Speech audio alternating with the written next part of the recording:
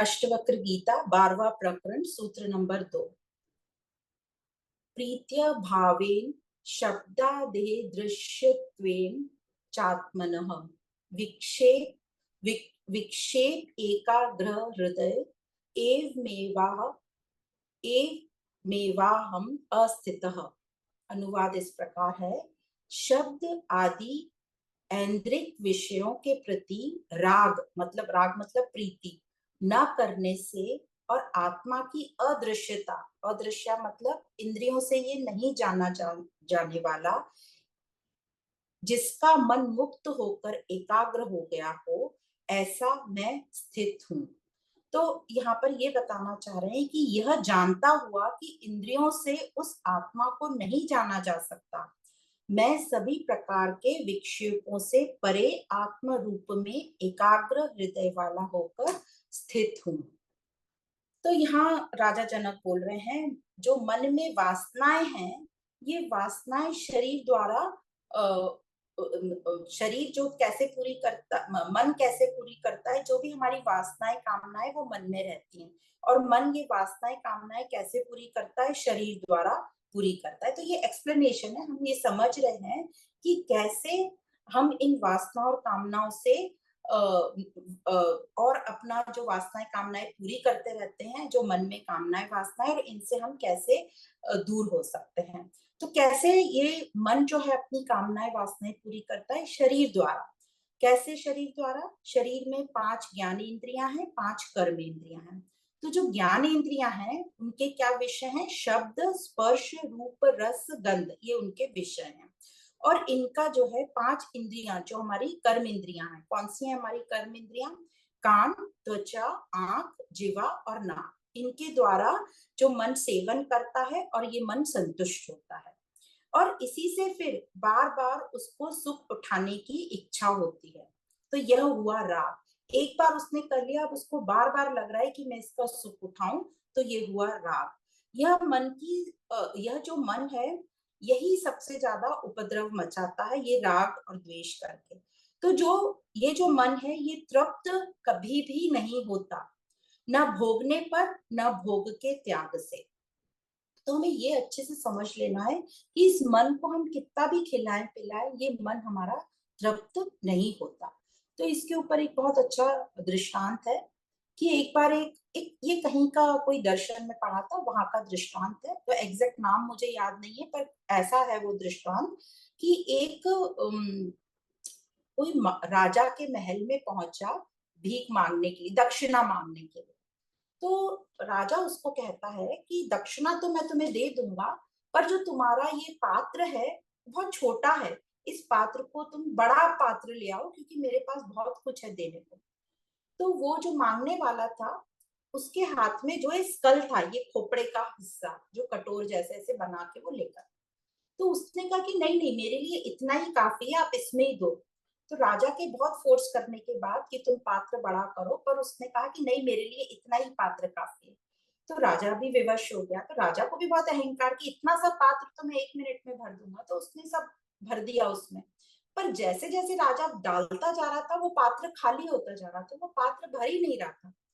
तो राजा पूरा सब कुछ दे दिया, उसने अपना राजपाट दे दिया, सब कुछ दे दिया, और थक गया राजा। तो भी वो जो पात्र है वो भर ही नहीं रहा था, वो खाली, यहाँ से राजा डाल रहा था, वो नीचे से जा रहा था, जैसे तल ही नहीं है उसमें, बेस ही नहीं है। तो जब राजा बहुत थक हार गया और उसके पास कुछ भी नहीं बचा, तो उसने उससे पूछा, जो मांगने आया था दान, कि भाई ये पात्र कब भरेगा? इस पात्र में ऐसा क्या है कि ये भर ही नहीं रहा? तो उसने कहा कि ये जो पात्र है ना, ये हमारा अहंकार है, या मन, जो भी बोलो, इसको ये भरेगा तभी। कैसे भरेगा सोच भी नहीं सकते हम, जब हम इसको तोड़ देंगे तो ये भरेगा। तो ये हमको सिर्फ समझना है, बहुत बार इस स्टोरी को सुनेंगे तो हमें समझ में आएगा कि ये हमारा मन ऐसा है कि इसको तोड़ना ही पड़ेगा, तभी ये तृप्त होगा।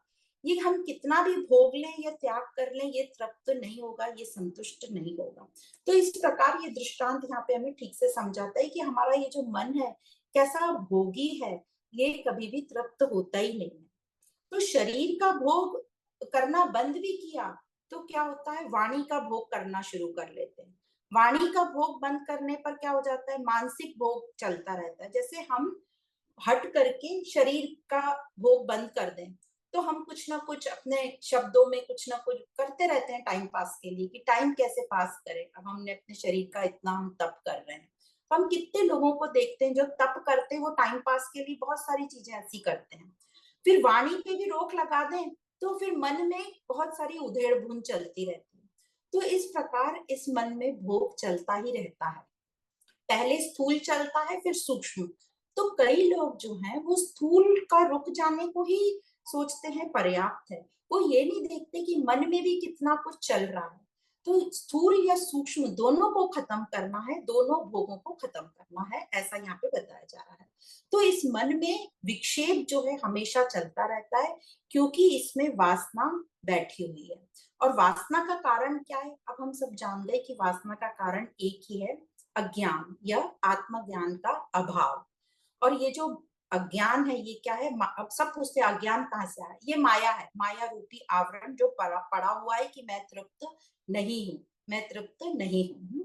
तो यहाँ इस सूत्र में यही कह रहे हैं राजऋषि जनक कि आत्मा की अदृश्यता, मतलब अदृश्यता मतलब आत्मा जो है वो ऐसे देखी नहीं जा सकती, इंद्रियों से देखी नहीं जा सकती, या इंद्रियों सब में आ गया, सुनी नहीं जा सकती, देखी नहीं जा सकती। तो ये अदृश्य आत्मा की अदृश्यता से मतलब ज्ञान के अभाव से ही हमें, थ्योरी में तो पता है कि आत्मा देखी नहीं जा सकती, पर वो ही हम ही बात करते हैं कि हमें तो आत्मा सा, हमने आंख बंद करी तो लाल लाइट दिख गई, मतलब हमें आत्मा के दर्शन हो गए। तो हम ही एक ही सेंटेंस में दो बातें कर देते हैं। तो यहाँ राजऋषि जनक कह रहे हैं कि ये जो आत्मा की अदृश्यता है, मतलब ज्ञान के अभाव से हमें ये ज्ञान ही नहीं है कि हम जो है ध्यान में आत्मा को नहीं देख सकते, क्योंकि आत्मा इंद्रियों से देखी नहीं जा सकती। ये ज्ञान हम भूल जाते हैं, या ज्ञान के अभाव से ही शरीर और मन में विक्षेप उत्पन्न होते रहते हैं। तो अब याद करो वो सर्प और रस्सी वाला एग्जाम्पल। तो ये जो आत्मा की अदृश्यता का जो अभाव है, ये अज्ञान है, वही अंधेरा है कमरे में। तो अंधेरे में क्या होता है, मतलब प्रकाश का अभाव। प्रकाश के अभाव में हम रस्सी को सांप देख लेते हैं। वैसे ही जब आत्मा हमें दिखाई नहीं देती है, और हमें पता है कि वो इंद्रियों से दिखाई नहीं देती, वो हम भूल जाते हैं, हमें लगता है दिखाई नहीं दे रही, और हम मतलब स्वयं को नहीं जान पा रहे और अपने आप को अतृप्त अतृप्त बोलते रहते हैं। तो यह अज्ञान में सत्य नहीं पता हमको, उसकी जगह क्या होता है, हमें सत्य नहीं पता, अब वहां पे रस्सी तो नहीं दिख रही, तो रस्सी की जगह क्या दिख रहा है, सांप, क्योंकि अंधेरा है। तो यहाँ पर भी अज्ञानता मतलब ज्ञान का प्रकाश न होने के कारण हमें सत्य नहीं दिखाई देता, और उसकी जगह हम हजार वस्तुओं को अपने अंदर मन में लाकर बसा लेते हैं कि शायद इससे तृप्त मिल जाए, शायद इससे मुझे शांति मिल जाए, शायद इससे मुझे चैन मिल जाए, शायद यही है जो मुझे पूर्ण कर दे। इस प्रकार हम हजारों विषयों को, व्यक्तियों को अपने अंदर जगह दे देते हैं।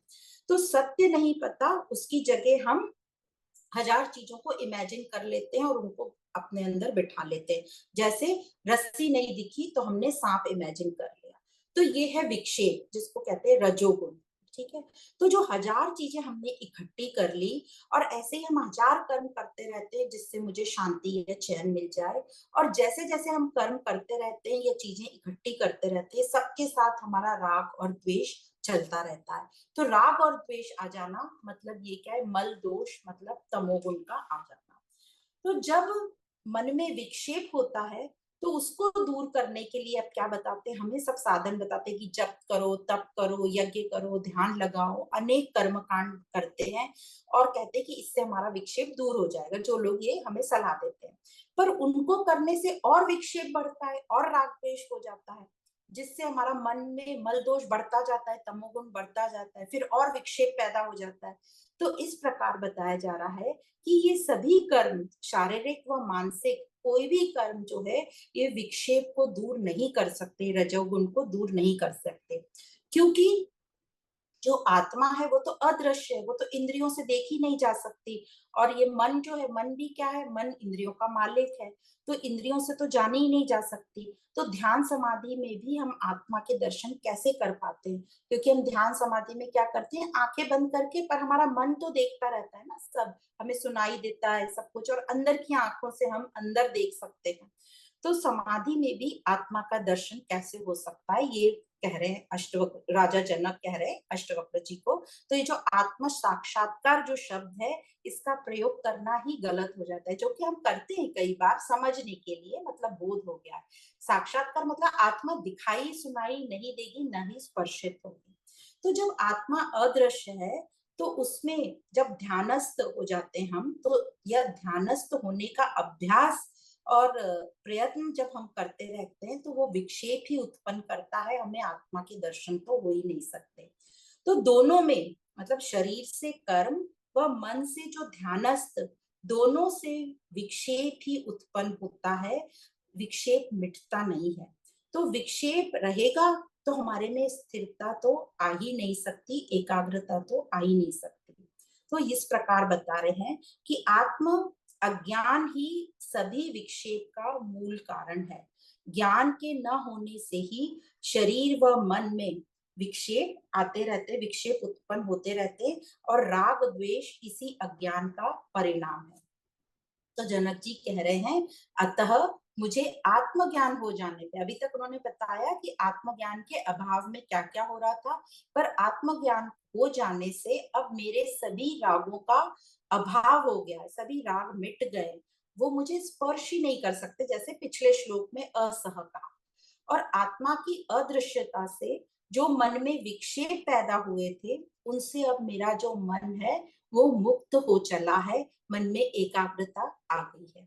तो अब मैं केवल उस आत्मा में स्थित हूँ, मतलब शांत हूँ, परम में स्थित हूँ, शांत हूँ, मतलब अब बेचैनी नहीं है, अशांति नहीं है। अब मैं इन विक्षेपों